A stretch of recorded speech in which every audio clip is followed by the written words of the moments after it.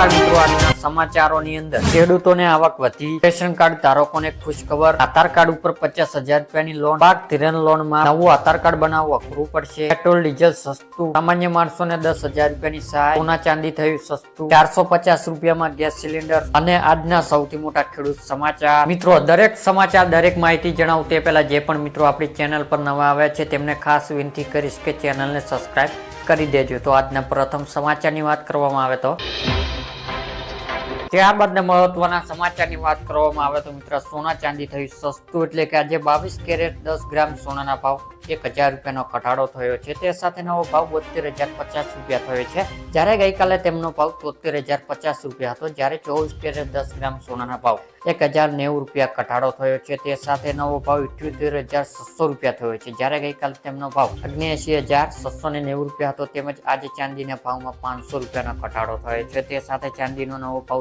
91,000 રૂપિયા થયો છે.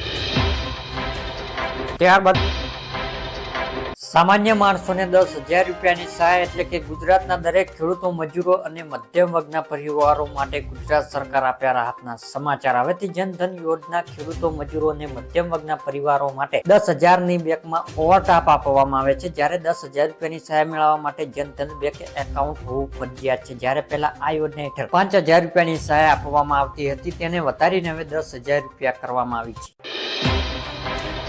ત્યારબાદના મહત્વના સમાચારની વાત કરવામાં આવે તો મિત્રો, 450માં ગેસ સિલિન્ડર, એટલે કે ખાદ્ય સુરક્ષા કાયદા હેઠળ આવતા પરિવારોને પણ 450 રૂપિયામાં એલપીજી સિલિન્ડર મળશે. સીએમ ભજનલાલે જે સરકારે એમની વિધાનસભા આ જાહેરાત કરી છે, તેમને કહ્યું છે કે અગાઉ ઉજ્જવલા યોજના લાભાર્થીઓ અને બીપીએલ યોજના પરિવારોને હતા એ લોકોને માત્ર 450 રૂપિયામાં સિલિન્ડર આપવામાં આવતા હતા, પરંતુ જે લોકો રાશન મળે છે, ઘઉં મળે છે, આવા લોકોને પણ હવે 450 રૂપિયામાં ગેસ સિલિન્ડર આપવામાં આવશે. મિત્રો, ગુજરાતની અંદર પણ 500 રૂપિયા આજુબાજુ ગેસ સિલિન્ડર મળી રહ્યો છે.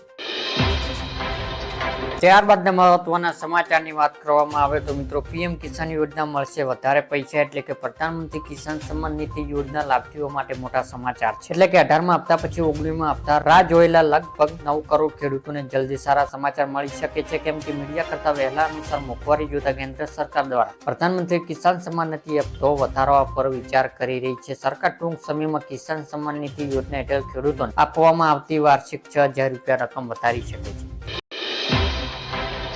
રેશન કાર્ડ ધારકો માટે ખુશખબર, એટલે કે પ્રધાનમંત્રી ગરીબ કલ્યાણ યોજના લાભાર્થીઓ માટે મોટા સમાચાર છે, કારણ કે હવેથી લાભાર્થીઓને 9 વસ્તુ મફત મળશે, જેમાં ઘઉં, કઠોળ, ચણા, ખાંડ, મીઠું, સરસિયાનું તેલ, લોટ, સોયાબીન અને મસાલા સમાવેશ થાય. પુરવઠા વિભાગ અધિકારીઓને પણ યોજના યોગ્ય અમલ કરવા સૂચનાઓ આપવામાં આવી છે. ત્યારબાદના મહત્વના સમાચારની વાત કરવામાં આવે તો મિત્રો, નવું આધાર કાર્ડ બનાવવું અઘરું પડશે, એટલે કે નવું આધાર કાર્ડ બનાવવું હવે લોટના ચણા ચાવવા બરાબર. મોદી સરકાર આધાર કાર્ડ માટે નવી સિસ્ટમ લાગુ કરવા જઈ રહ્યા છે. આ ત્રણ નવા આધાર કાર્ડ માટે અરજી કરનારાઓને વેરિફિકેશન રાજ્ય સરકાર દ્વારા કરવામાં આવશે. આ પાસપોર્ટ વેરિફિકેશન જેવું હશે. એસટી સ્તર અધિકારીઓને મંજૂર બાદ નવું આધાર કાર્ડ આપવામાં આવશે. આ પ્રક્રિયા ફક્ત 18 વર્ષ પૂર્ણ કરનાર યુવાનો માટે જ લાગુ. નવી સિસ્ટમ નવો આધાર જારી કરવા માટે 180 દિવસ જેટલો સમય લાગી શકે છે.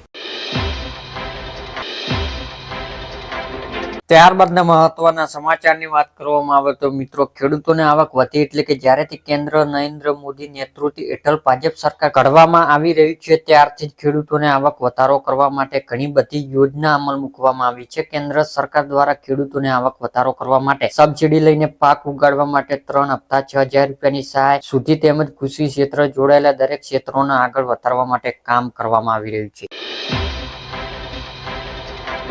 ત્યારબાદના મહત્વના સમાચારની વાત કરવામાં આવે તો મિત્રો, પાક ધિરાણ લોન માફ, એટલે કે ગુજરાતના દરેક ખેડૂત માટે પાક ધિરાણ લોન લઈને આવ્યા મહત્વના સમાચાર. ખેડૂતોએ લીધેલી લોન નવા જૂની કરવા માટે ખેડૂત પાસે કેશ પેમેન્ટ માંગવા બદલ ડાયરેક્ટ બેંકમાંથી ઓટો રિવ્યુ કરી આપવામાં આવે તેવી માંગ ખેડૂતો કરી રહ્યા છે. જો કે મિત્રો, વારંવાર પાક ધિરાણ લોન અને દેવા માફી લઈને સમાચાર આપવામાં આવે છે, જો પણ ખેડૂતોને દેવા અને પાક ધિરાણ રાહત આપવામાં આવતી નથી. મિત્રો, અત્યારે મોંઘા બિયારણ, કમોસમી વરસાદ, માવઠો, મારથી અથવા તો અતિવૃષ્ટિ સર્જાઈ જાય, જેથી ખેડૂતોને મોટું નુકસાન થાય છે.